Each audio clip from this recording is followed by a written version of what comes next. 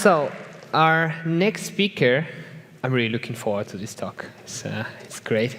So our next speaker, following her diagnosis of ADHD and a sensory processing disorder in adulthood, she decided to refocus her efforts to talk about something and to work on something that she is most qualified for, which is neurodivergent and mental health in UX research, both from the perspective of UX professional and inclusive UX research design.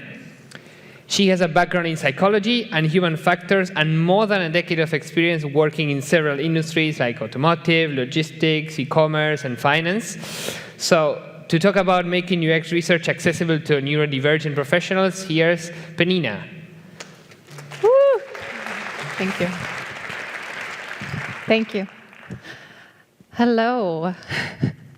I have to figure out how this works first. Yeah, thank you very much. I want to start my talk by asking you, what do you think of my sweater? My sweater is actually super relevant to what I came here to talk about today. It doesn't seem like it at first. But the thing is, I knit this sweater, and I'm super proud of it. And I started knitting it in around March, and I worked on it during working hours. I knitted just below the lower edge of my camera during meetings so that none of my coworkers could see that I was knitting. And at times when I was working on projects, I would sit in front of my computer knitting for so long that Microsoft Teams turned my little check mark from green to yellow as if to scream, "Penninah's not working." Yeah, but I was working. It may not have looked like it.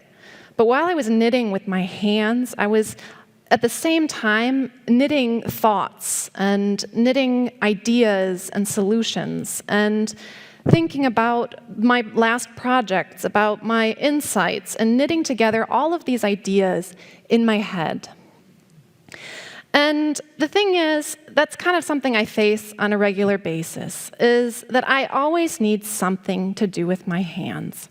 And if you watch me in my home office at home, you'll see me knitting, you'll see me embroidering, you'll see me sketching. In the audience just now, I was sitting there with my brand new notebook, drawing little graphics and stuff, because if I don't have something to do with my hands, I can't listen to you. I can't listen to what you're saying. I can't hear it. And the thing is, I belong to a group of people who are considered neurodivergent. As it was said during my intro, I have ADHD, I have attention deficit and hyperactivity disorder, and also audio processing disorder that was picked up on the side. And so I can't work the way that other people can. And in order to make things work for me as a UX researcher, I had to make some accommodations that I'd like to talk about. But first, what is neurodiversity? Neurodiversity is, aside from ADHD, it refers to the natural variations in the human brain. The way we think, the way we make decisions, interact with others, learn, perceive sensory stimuli, experience and manage emotions, and even the way we move.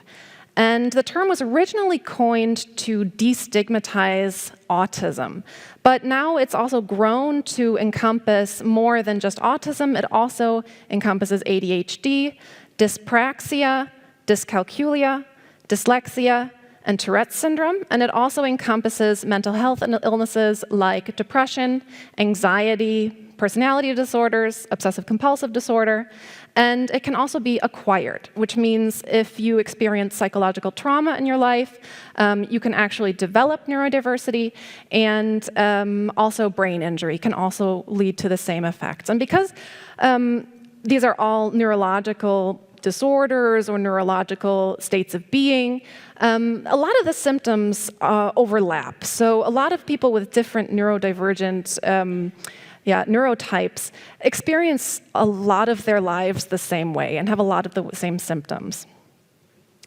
Another word that you're going to hear me use a couple of times today is the word neurotypical. And this term refers to individuals whose neurological makeup is closer to what society considers normal. Neurodiverse and neurotypical are often seen as like kind of opposites of each other, but I kind of see them more like somebody is more neurodivergent or more neurotypical. If I look, for instance, at my writing and my reading skills, I would consider myself more neurotypical in that regard, and my neurodiversity comes through, my focus and my body, the way I move my body, that I'm very hyperactive. And somebody who's neurotypical obviously will have also had moments in their life where they've been maybe a little bit bouncy or a little bit nervous, or they've had difficulties focusing. It's just because all of our brains are made of the same meat. And so it's just what it comes down to is the extent, it comes down to the intensity, and it comes down to the persistency of these symptoms. And that's what makes somebody neurodivergent then, is that these symptoms are take over more of their life, so to speak. So why am I standing in front of you today telling you all this? Why am I outing myself? And it's funny that I have to mention I've seen this slide at least 4 times today in various presentations, and we all have the same idea. What is the why? Why am I here right now? And the thing is, several years ago, I was in charge of running a usability test, and we were going to be comparing 2 different prototypes to each other to see, which one was kind of better than the other. And so prototype, we needed 5 testers. And of course, the stakeholders wanted to come and watch us run the usability tests. So they decided to travel to Berlin, Germany to see the tests in one of our conference rooms. So we were under a lot of pressure to have all 10 subjects within 2 days.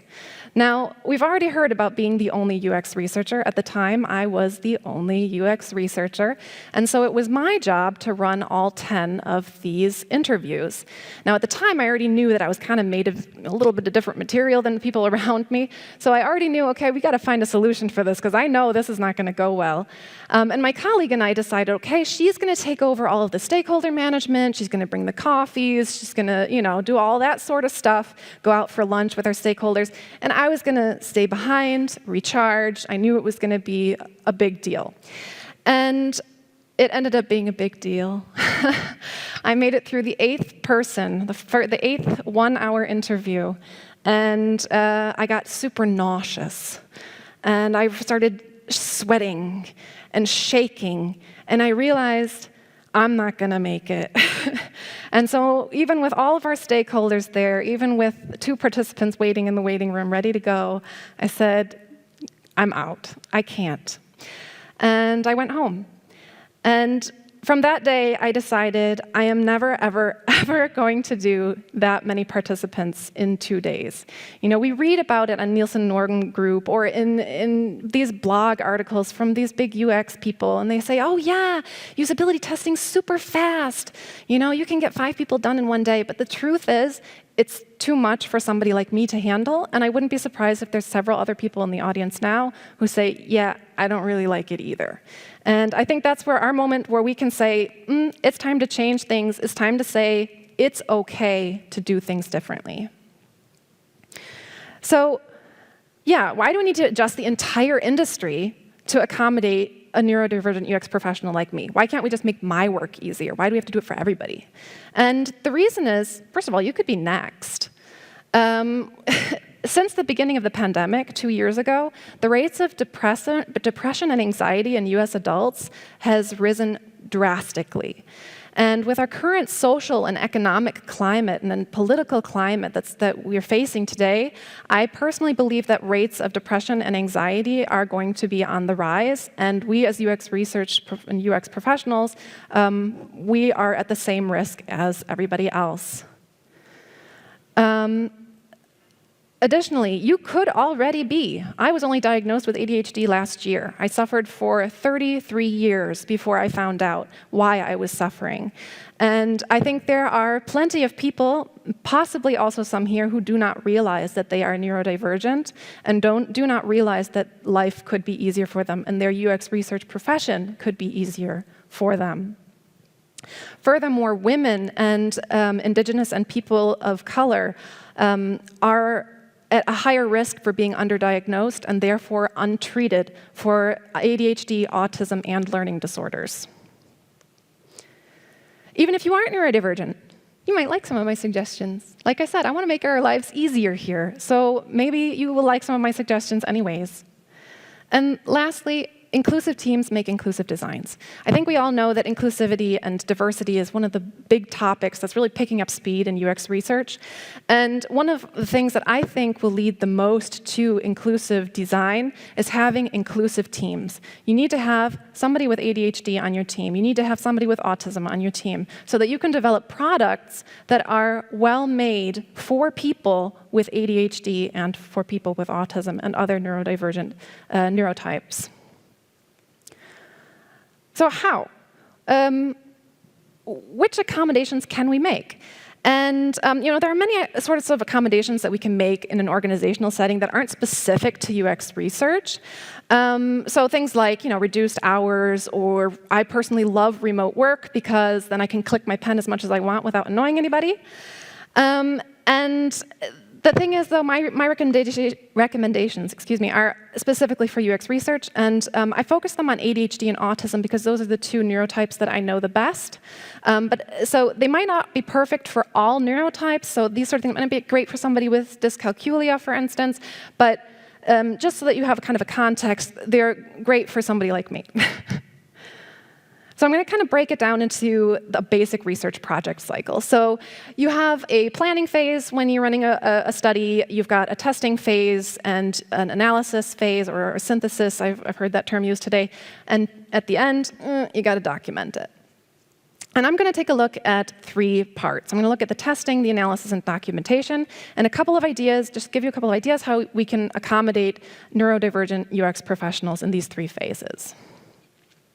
So, accessible testing. In my story that I told you before, where I kind of had that collapse after speaking to 8 different participants, the thing is that many neurodivergent people do something that is colloquially referred to as masking. Basically what it is that we pretend to be neurotypical and suppress our natural mannerisms kind of for the comfort of people around us. Again, the pen clicking example. I know that annoys people, and so I choose not to do it. But that requires energy. Making myself fit into a social situation requires my energy. Social interaction requires energy, communication requires energy, and emotional regulation requires more energy for me. And what this means is that in a setting where I'm running a usability test, I am depleting that energy a lot faster than somebody who's neurotypical is, which is the reason why I had that collapse. It was just gone. I had no energy left. I had used it all up. And this can lead for people with autism, for instance, to something called autistic burnout. It's a more specific type of burnout that's specific to people with autism.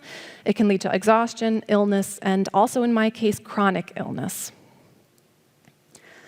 So what can we do? One of my favorite things ever is spreading testing over 3 to 5 days and limiting it to 2 to 3 sessions per day. If you are really the only researcher in your team and you have nobody to support you, this is a great solution because it also gives you time to kind of digest what you've learned in one day. And it also takes that social interaction aspect out of it just so that you have those 2 sessions in one day, spread it over a couple of days, and you don't have that intensive 2-day testing spree. Plan, if you have a larger team, plan multiple interviewers and divvy up the interviews. This is a really great way also to get other people who aren't researchers maybe to support you in your work. It's also a great opportunity to teach other members of your organization about UX research. Then you can run, you can moderate 2 or 3 sessions yourself, and then you have a colleague who maybe is a designer or a developer moderate the other 2. So you have some unbiased feedback, and you also have, at the same time, been teaching somebody in your organization about UX research. One of my other suggestions is to make use of unmoderated testing when possible. Obviously, there are some more easy usability questions, for instance, where an unmoderated test is sufficient. There's no need to place somebody with social stress in front of other people if you can do it unmoderated. And what I really love to do if I am going to be moderating a test is I like to design highly standardized click dummies and highly standardized tests. So what that looks like is I integrate write the task directly into the click dummy. I have obviously a designer help me with that if I don't have access to Figma or whatever myself. And I'll just put the scenario and the instructions and the task directly into my click dummy as part of the page. And my study participant can click on Start the Task as soon as they are ready. So I know they have already read it, they understand it, and they're ready. And then they can start the study. This means that my only interaction in that moment is just the basic instructions, and I can also answer questions if the study participant needs any help. Meanwhile, I get to sit back and relax a little bit more because I don't have to do all of that moderating.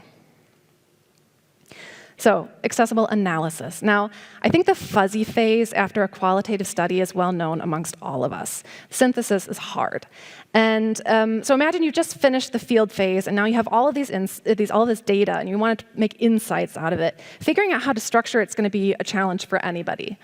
The problem is that somebody with ADHD really struggles when they don't have a specific plan of action. If they don't have a specific task that they can write down on a to-do list, it makes it really, really hard to start a task. You'll see that when people with ADHD talk about tasks like doing the laundry. For us, it's not doing the laundry, it's taking the laundry out of the hamper. It's taking the basket to the washing machine. It's lots of little steps. We need lots of little steps in order to work through what we need to be doing. So if we don't have a specific plan, we can have difficulties starting and sticking to a task. And for people with autism, a lot of people with autism they're bottom-up thinkers.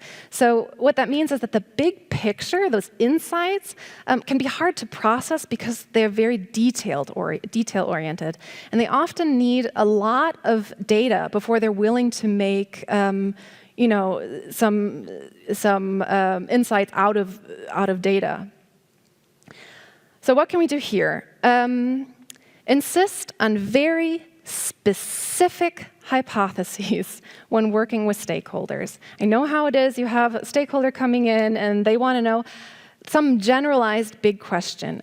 Really hammer it home, we need hypotheses. Because that helps somebody with ADHD like me to know later when I'm analyzing to go hypothesis for hypothesis through the data so that I can find insights based on those hypotheses. What that looks like for me is I like to actually build my interview script with the hypotheses within it. So on the left side, you'll see I have my scenario and my tasks. And for each individual task, I make sure that the hypothesis is right next to it. Then when I'm in an interview setting, I also know at all times what is the hypothesis that led us to this task. Obviously, a more complex task will have multiple hypotheses. And sometimes I also have tasks built in there to kind of transition from one part of a study to the other part. And then I would just write that on the right side. That's just a transitory, a transition phase.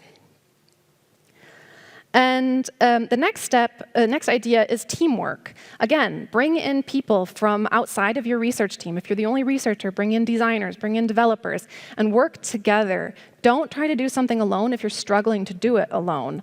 Ask for help. And even if the things that they have to say are kind of in the end like, oh, okay, it wasn't quite right, it's okay, because what they did is they helped you start. And that's the biggest hurdle to getting the analysis done as somebody with ADHD. And finally, it's okay to knit and draw and go for a walk. Sometimes we think, I have to get this done, I got to stay here until I'm done. No, go for that walk. Go do something else, because while you're doing something else, your subconscious is working on it. Eventually, you will have an aha moment or something close to it. You don't need to force. You don't have to force genius. Now, documentation. The last step for somebody with ADHD can be very difficult to complete. You see it in everyday life as well, open drawers that never get closed, washing machines that never get emptied. And for somebody with autism, every result is interesting and has the same weight. It's really hard for somebody to look at this data and then say, this is the important data and this is the not important data. Because people with autism, they make lots of systematic connections. They see that this this piece of information, while it's not really interesting to your product manager, it's super interesting because it's also connected to these other things. That makes documentation difficult because you don't know what you're supposed to focus on. What am I supposed to put in my wiki? What am I supposed to put in the PowerPoint presentation if I think it's all interesting? And here, again, insist on hypotheses when working with stakeholders. That can help guide you as somebody who's neurodivergent to document only the things that are needed in order to prove or disprove hypotheses. And secondly, integrate documentation directly into your testing process. Condense is here today. They have a research repository. That sort of thing is totally the coolest thing, I think. One of the biggest developments, having research repositories where you can work directly in the tool while you're running your usability testing. And it records everything that needs to be sorted later on down the line. And so you kind of skip a whole documentation phase. And I think that's really cool. I don't yet work with the research repository, though. So what I do is I actually do this table that I showed you before with my tasks and scenarios and hypotheses. I actually put them together into one big Excel data table. And I have my participants in my columns. And then for every single task, it's easy to just write, did they succeed at the task? Maybe if there's any notes, just add them in, and then I color code. Unfortunately, my color coding is not correct on this screen. This is actually using traffic lights, so the blue one is supposed to be yellow. And at the end, what I have is one document where I have all of my notes, I have my script, I have my hypotheses. Everything is already in one place, and I can see with one look at each individual line whether that task was easily completed or not. And then I can simply add whether the hypothesis was confirmed, or rejected. And what this does is some teams, some development teams, are totally fine with a document like this. They don't need long PowerPoints. They're like, yes, I can see everything all in one place. This is great. So this can be a way to kind of get around having to do big, long wiki pages or documentation. You just have this one single document with everything in it. You can even link all of your click dummies directly in there. I do that as well. And then you have just one single document where everything is all in one place. Yeah, so I hope I was able to kind of give you a couple of ideas for how to accommodate people who maybe struggle a little bit to work the same way as everybody else. One of my last points that I made is it's really difficult for somebody with ADHD to complete a task. And I got to bring this whole speech, full circle. I got to come back to my knitting. Because the thing is, I have to admit, the sweater isn't done. I did my best. I did my best. So thank you very much. And yeah, that's all I had to say today.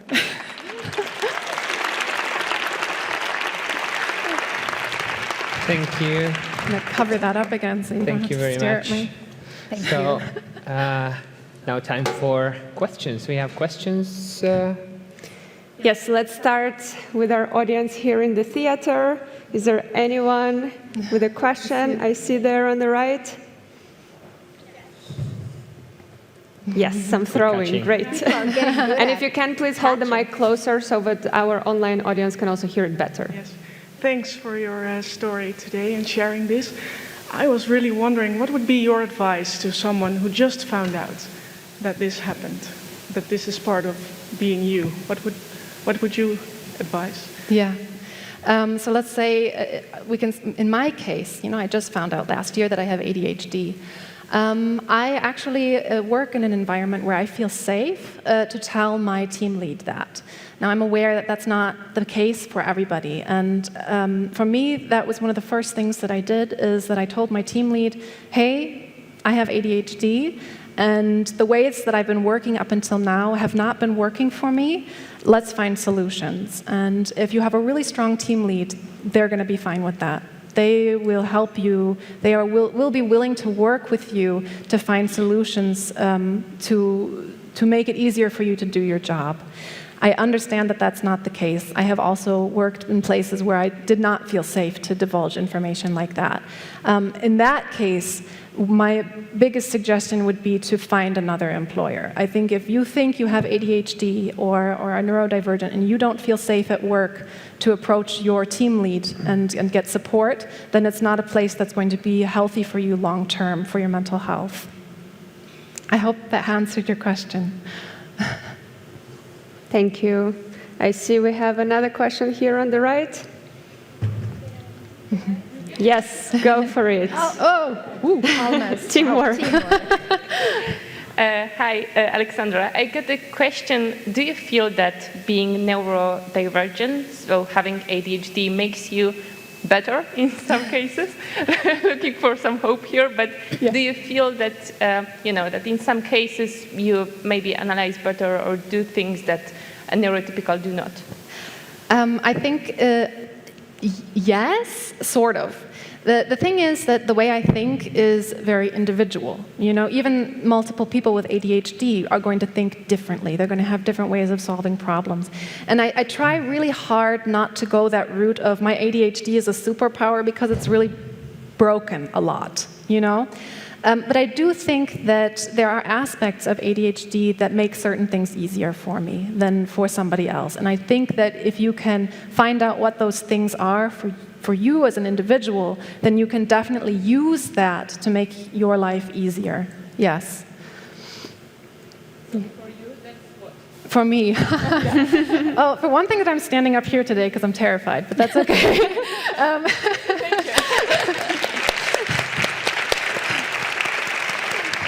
On this note, we also have some questions coming in online and getting quite some votes. So Odette's saying, would love to hire more neurodivergent UXRs. Currently, we're 2 with autism, but how do we go about finding these people to build a more inclusive team?